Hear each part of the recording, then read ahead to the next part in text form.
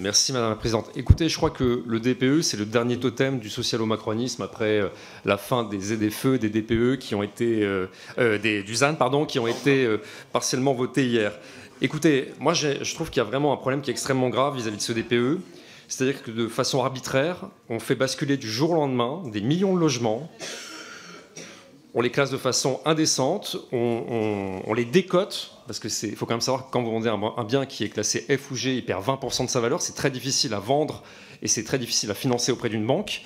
Et ça ne pose pas de problème à la représentation nationale, en tout cas au bloc central et au bloc de l'extrême gauche. Je ne sais pas si vous mesurez les conséquences que ça a sur le marché locatif, sur le marché de l'immobilier et sur les atteintes aux droits de propriété dans ce pays. Vous avez des propriétaires qui se retrouvent dépossédés, qui se retrouvent avec une valeur de leurs biens qui perd 20 ou 30% et qui ne peuvent même pas vendre.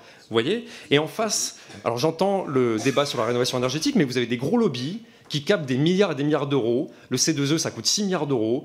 MaPrimeRénov', ça coûte 3,5 milliards d'euros. Ça fait à peu près 10 milliards d'euros par an qui sont captés par des grosses sociétés sans scrupules qui gonflent, qui profitent de cet effet d'aubaine pour augmenter leur prix. Ça ne vous pose pas de problème. Bon. Merci. Tout va Monsieur bien. Piquemal. Oui, je pense, monsieur le rapporteur,